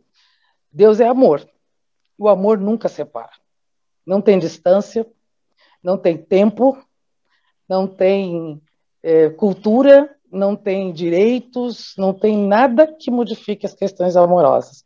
Então, meus pais aceitaram por amor que eu fosse. Eu hoje aceito que meu filho está distante. A gente aceita que o relacionamento tem um começo e, às vezes, acaba tendo um fim também. Esse fim não precisa ser uma guerra. Então, uma série de coisas que pautada nessa frase, que ela é de uma profundidade muito grande, e que transcende. Uma outra coisa que vocês comentaram muito, que eu achei interessante, falando das crianças, eu e minha mãe tivemos uma experiência com a minha avó, que faleceu há 1 ano atrás, e que viveu 100 anos. Então, eu, como membro da família, tive um momento de ir embora, tive um momento de viver e formar uma outra família, tive um momento de desfazer a minha família e voltar para cá, de assumir a posição de cuidadora dos meus, que um dia me geraram e criaram, de cuidar do meu pai doente, que depois faleceu com câncer, de cuidar da minha avó, de ver os outros parentes todos indo embora, e hoje vivo com minha mãe. Então, assim, a família está para isso, está para os cuidados, está para a educação, e acho que a base que o cristianismo dá, e com o esclarecimento que o espiritismo dá, nós temos todas as chaves na mão, para todas as circunstâncias, para tudo que a gente precisa. Para todas essas nuances de diferenças que existem. É isso. Obrigado. Carlos e Emília, vocês moraram também na Alemanha, né? Colocaram os filhos lá para estudar nas escolas. Como é que vocês sentiram esse convívio da questão familiar dentro da cultura? Muito diferente do Brasil? Bom, a gente não tem a mesma experiência que a Sueli em relação a todas essas, porque nós ficamos só 2 anos, né? A experiência da Sueli é muito maior em relação a isso. Mas, com certeza, a educação é muito diferente em relação a isso mesmo, em relação a você encarar a criança, ela vai crescer, e eles já sabem disso. E nessa base, eles investem bastante, para que essa criança cresça e que ela dê uma sociedade que não seja doente. Por todas as mudanças e todos os conflitos que eles tiveram, eles já sabem mais ou menos o caminho das pedras. Não é um lugar perfeito, porque a perfeição não é desse mundo, mas eles têm uma educação muito diferente da nossa, sim. A nossa educação é bem mais, como eu posso dizer... A nossa educação aqui fica na mão da família, lá fica na mão do Estado. Não, a família é um papel importantíssimo para a educação. No entanto, quem responde pela criança são os pais. Professora, escola, Estado. Na questão jurídica de Estado, eu não posso opinar, porque eu não sei. Mas a questão de o que eu vivenciei, a mãe ela era muito responsável pela aquela situação daquela criança dentro de uma sala de aula. No entanto, lá não tem pessoas que ficam no portão da escola para falar assim, você entra ou você sai. As portas são abertas. A criança ela já sabe que ela não pode sair da escola no período de aula. Aqui, por todo o problema de segurança, por todos os problemas que a gente tem, nossas escolas são fechadas como prisões. E lá não, eu posso abrir a porta e entrar na sala de aula, claro que de uma maneira coerente, eu posso transitar na escola, porque ali é um lugar que eu posso transitar. Né? Isso daqui não aconteceria aqui jamais aqui no Brasil, principalmente com os menores. Eu posso entrar, eu entro na sala de aula, eu vejo o que meu filho está fazendo, porque a professora, a sociedade, a mãe, o pai são responsáveis por aquela criança. Bom, o que eu tenho a dizer sobre família, eu acho que é assim, família para mim, e por tudo aquilo que eu entendo, é realmente o berço de um ser humano que vai evoluir. Ele vai receber dali, realmente, tudo aquilo que ele vai projetar para o futuro. Então, infelizmente, ainda estamos numa família romântica que não pega a responsabilidade de ter filhos. Estamos numa família que não vemos o ser humano que vai crescer, aquele indivíduo que vai crescer, e a gente fica nesse faz de conta. E é muito, muito gratificante quando a gente tem uma conversa dessas, que a gente ouve vários pontos e vários questionamentos, porque é aí que a gente vai conversar, é aí que a gente vai chegar numa conclusão, e aí é que a gente vai perceber, será que eu estou fazendo certo mesmo? Será que isso é o certo? E realmente, a base de tudo isso é o amor, o respeito, e saber que é uma responsabilidade. É quando a gente chega numa família ser responsável. Pode ser que a união não dê certo, mas eu sou responsável por aquela pessoa. Porque o seu filho amanhã vai se relacionar com a minha filha, que vai conviver com o filho da Lurdinha, que vai conviver com o filho da Cris, tudo em sociedade. Então, se você falhou em determinado momento, logo ele não vai ser um bom marido para minha filha, entendeu? Logo minha filha também não vai ser uma boa amiga para a filha da Lurdinha. E aí a gente tem que ter isso em mente, que o meu filho é responsabilidade minha perante até o filho da Emília e filho de outros. A gente comentou aqui uma vez no Refletindo de Jesus, né? Todo mundo falando, mas se meu filho fosse assassinado por uma criança, por um outro adolescente, como é que eu me sentiria? E aí a gente inverteu, e se fosse seu filho assassinando alguém? Né? Então, porque a gente não cria filho para ser assassino, não cria filho para ser de mau caráter, mas, como dizem, né? A carne procede da carne, o espírito procede do espírito. Ivone, dá para sintetizar tudo isso daqui e colocar no programa de Escola de Paz?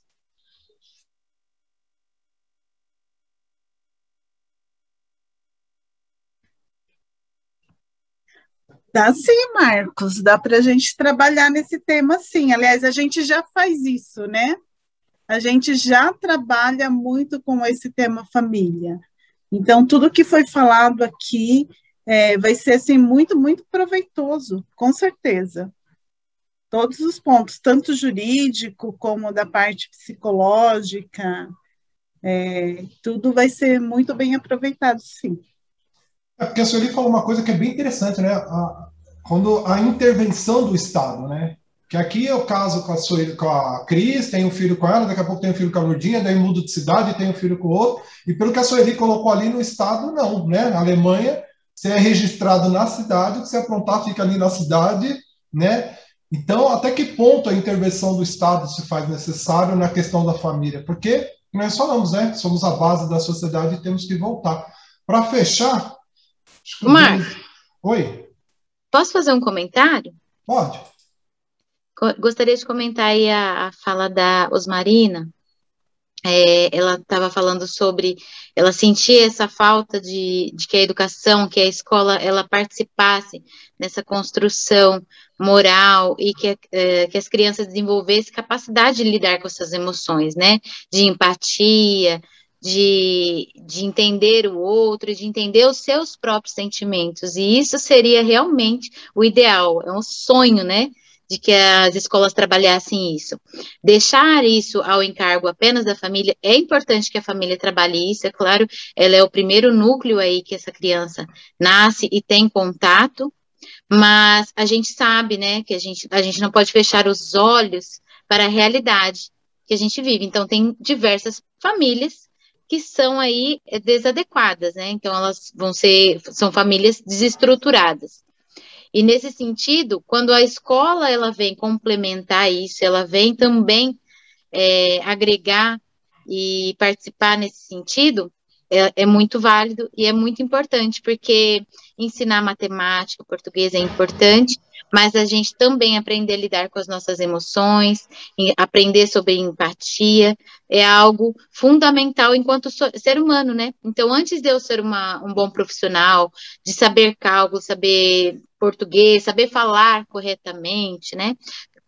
Enfim, todos isso, o que vem antes é eu saber me relacionar, saber me comunicar, saber me entender enquanto pessoa, né? E aí você tinha colocado também esse assunto que é bem, né, polêmico, delicado com a questão da sexualidade. O que eu gostaria de deixar aqui, porque como é um assunto muito extenso, eu acho que a gente já avançou no tempo, mas o que eu gostaria só para acalmar e aquietar os corações de quem pensa sobre isso.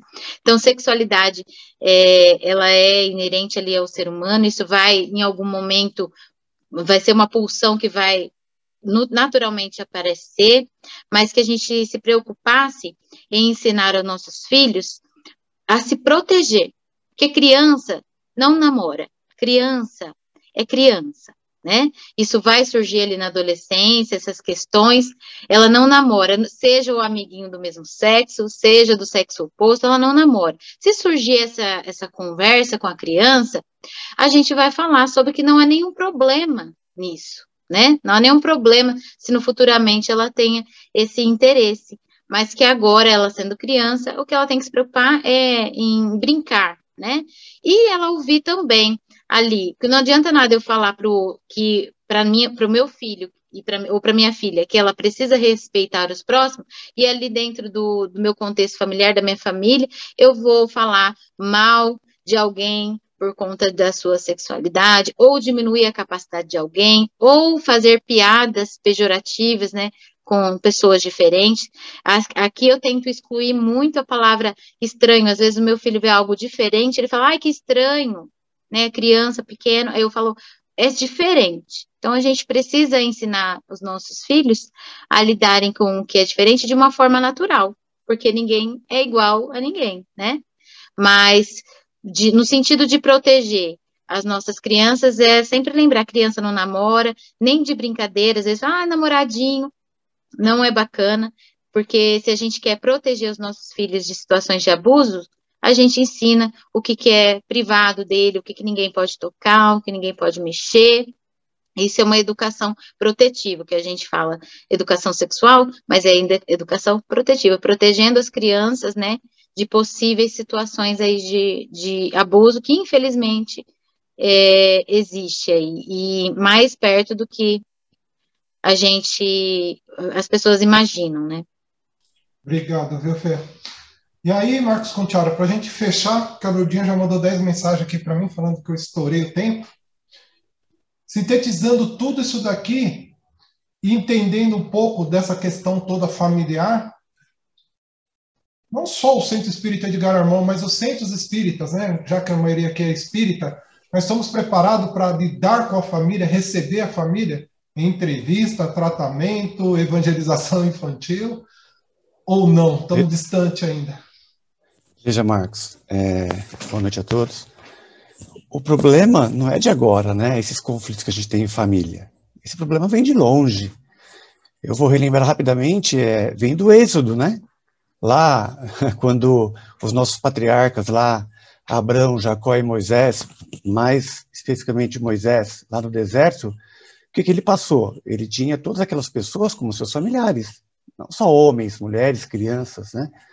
Qual foi o grande problema no deserto ali? Em educar essas pessoas a acreditarem em Deus. Pegando o gancho da Sueli, ela disse que tem falta de liberdade, né? Qual era o problema de Moisés lá? Ganharam a liberdade ao sair do Egito, só que não sabiam o que fazer com a liberdade. E aí, tomavam decisões erradas. E até hoje nós estamos pagando para essas decisões erradas que foram tomadas. Lei de causa e efeito, né? Semeadura, você pode plantar o que você quiser, vai colher exatamente aquilo que planta. Então hoje, veja, passando para cá, já veio Jesus, já nos ensinou sobre como lidar com a liberdade, com o amor, veio o Espiritismo, né, terceira revelação, nos ensinou através da fé raciocinada, e o que nós estamos fazendo todos os dias? Tomando decisão errada nos nossos dias. Nós não sabemos atravessar o nosso próprio deserto do dia a dia. E aí a gente toma uma decisão errada, o que acontece?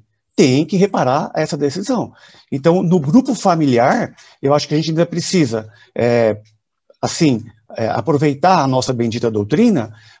Você tanto toca aí nas nossas aulas, né, na educação infantil, e ali nós temos as ferramentas necessárias para poder aprender a tomar a decisão correta.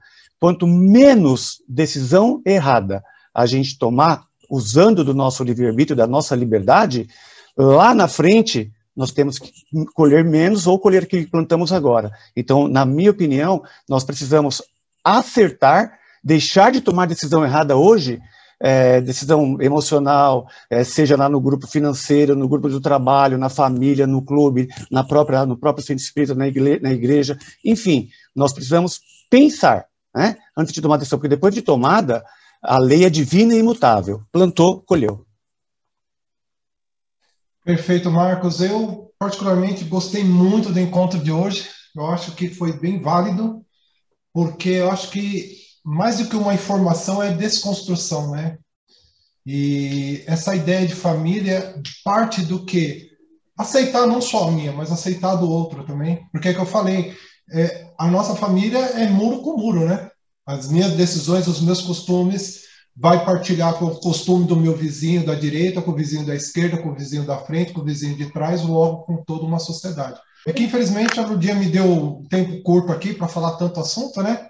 Mas eu vou conversar com a Fernanda depois. A gente vai fazer um programa de Refletindo com Jesus, não 360 graus, mas para ela fazer essa questão do apadrinhamento para nós, né? Que é uma experiência dela. A Ana já concordou, já que a Ana que faz a agenda da Fernanda, né, Ana? Então já está tudo certo para a gente colaborar. Então eu acho que é bem proposital isso, né? Eu tento comigo que uma hora acontece, né? É que eu falei, um programa desse serve para que a gente tenha esses diversos olhares, para que a gente consiga compreender o outro. Então, Refletindo com Jesus, ele tem essa característica também de sempre trazer um puxãozinho de orelha, colocar uma questão aqui, outra ali, e ao tempo, dentro da nossa oportunidade, dentro da nossa evolução, a gente consiga, né? Porque a natureza também não dá salto, não é porque eu assisti um programa que amanhã eu vou sair fazendo as coisas. E aí a gente vai, muita reforma íntima, muita escola, e mais uns 400 programas, quem sabe a gente se sinta mais tocado a fazer isso. Lourdinha, quer pôr alguma coisa para a gente encerrar? Eu só gostaria de falar que eu acho que a gente vai ter que fazer a parte 2, sobre o mesmo tema, família. Que eu acho que faltou falar sobre algumas coisas, né? Sobre, por exemplo, essa diversidade nas famílias, né? Eu acho que é importante a gente falar um pouquinho mais. Sobre a figura da escola na família, eu acho que a Ivani poderia nos ajudar, e a Mari e outras pessoas, para falar também o papel da escola, que eu acho que está tão sobrecarregada e que poderia nos ajudar nessa história da família. Então, eu sugiro Família Parte 2, ou algo assim. É isso, gente. Obrigada. É que a escola, ela segue um programa do Estado, né? E aí nós teríamos que brigar com nossos legisladores para colocar, que nem a educação cívica e moral que tinha antigamente. Eu acho que algumas escolas, somente em São Bernardo, a OAB tinha um trabalho muito legal, que é a OAB vai à escola, né? Eu conversei com a Yarinha também, ela estava doida para participar desse projeto, para a gente poder trazer o artigo 5º, né? Porque se a gente pegar a nossa Constituição de 88, nós temos um regime militar.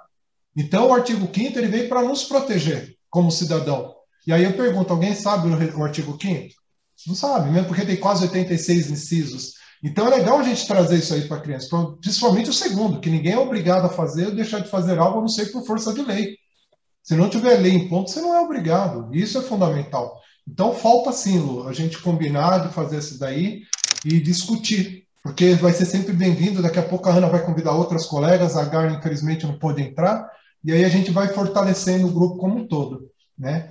E aumentar o tempo, né, Ludinha? Eu vou fazer uma reivindicação aqui. Eu quero que aumente o tempo do 360 graus, porque a gente vai precisar. 1h20 não deu. Ô, Marcos. Porque ficou gente com a mãozinha levantada, que não conseguiu falar, infelizmente Marcos, não deu. queria só falar uma palavrinha aí. Quando eu falei da figura do professor, eu estou falando da figura do professor, sabe? Que às vezes eu sei que a estrutura da escola não consegue, mas o professor faz uma diferença. A Marli esteve aqui com a gente conversando, e ela, a Mari, sabe? E sabem que eles fazem uma diferença terrível, né, na vida do aluno, né? O Marcos mesmo está aqui, até falar do Ábaco, com o Marcos, o coordenador. Marcos, Henrique. Lá eles têm quase 200 psicólogos lá por andares, entendeu? Eles têm os programas lá com os psicólogos, com as crianças. É que, infelizmente, o Estado ainda, a prefeitura... A gente estava discutindo até com a Ana, né? Até para uma criança ter um atendimento com um psicólogo hoje é quase que impossível, né? Quando tem um convênio, né, Ana? Eles te dão 25 minutinhos ali para conversar e 4 sessões não dá para se fazer nada. Então, a psicologia em si ela é muito ainda, vamos colocar, né, desvalorizada nesse sentido de um olhar que é extremamente necessário. É saúde. Então, ela teria que ter, de repente, lá no SUS também, né? Você vai procurar um médico, também tem uma psicóloga lá para você poder depois encaminhar, né, para algum centro para poder fazer os tratamentos que são devidos. A Fernanda trabalhou no serviço junto com o Ministério Público, né, com essa questão da adoção. Eu passei por isso, gente. Às vezes você tem uma psicóloga lá para conversar, é um luxo. Porque às vezes a psicóloga estava ali, é concurso público, às vezes ela foi afastada, daí tem que vir outra de outra região. Enfim, é extremamente difícil. Seu Daniel, já que o senhor quer falar com a gente, depois o senhor já faz o encerramento? Sim, o que eu queria dizer é o seguinte, Marcos. Eu acho que temos que fazer outras reuniões como essa, porque acredito que tudo aquilo que foi dito aí é necessário. Nós temos famílias estruturadas, famílias desestruturadas, famílias poderosas, famílias muito pobres, que a gente vê esse conceito na sociedade, uma desigualdade muito grande. Mas a doutrina espírita, nós temos essa ferramenta para começarmos a mudar isso, a ajudar, a evangelizar, a melhorar, ou seja, ressocializar as famílias. Eu acho que nós temos que buscar isso aí.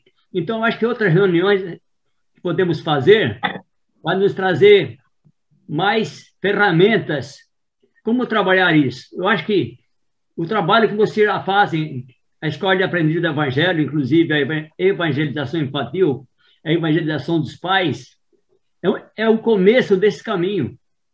E foi colocado aí também o SUS, o atendimento, a educação. Então, falta também um apoio governamental, que é desestruturado, que não tem esse conhecimento. Tem muitos políticos lá, mas não sabe, não estão integrados nessa situação. Nós, o que levantamos hoje aqui, nós conhecemos as nossas necessidades, ou melhor, as nossas necessidades. Eu acho que é por aí que a gente tem que começar a trabalhar e o caminho é esse. Eu acho que mais reuniões seria muito importante para todos nós. Seu Daniel. Obrigado pela oportunidade. Só pegando só um último gancho aí do seu Daniel, eu juro que eu vou ser rápido. Mas é porque às vezes a gente vê tanta confusão, né? A gente fala, nossa, o mundo hoje está muito pior do que era antes, meu Deus, que confusão, estamos presos aqui. Mas como a gente já ouviu aqui várias vezes, nós somos as mesmas pessoas do passado. Então, eu acho que não está tão pior, porque se hoje a gente está aqui sentado discutindo todas essas possibilidades, significa que a gente já chegou num caminho que agora é sem volta, porque uma vez que a gente entra no caminho da mudança, ela é dolorida, ela tem discussão, ela causa, né, a necessidade da gente se desfigurar e se mutar e abrir a cabeça para conceitos novos, mas o fato da gente estar aqui podendo discutir isso hoje já é um sinal de que a gente está caminhando para algo melhor, porque às vezes a gente fica tão desesperado de ver as notícias na televisão, ou a situação das pessoas próximas a nós, a gente fala, nossa, eu acho que eu vou entrar num buraco e nunca mais vou sair, porque está tudo muito ruim. Mas a gente está aqui já significa que as coisas estão melhorando. Não, talvez não melhorando na velocidade que a gente gostaria que melhorasse, mas é só a gente olhar para nós mesmos e falar, nossa, será que eu consigo mudar tão rápido? Porque eu estou numa lentidão já tem muitos anos, né? Então era isso. A esperança não pode morrer, gente. Estamos caminhando. Vamos junto que a gente chega lá. Levando em consideração que nós somos as lideranças aqui da casa, né? Ó, todos os diretores aqui, presidente, vice. Mas eu agradeço. Paulo Rossi, encerra para a gente, meu amigo, por gentileza.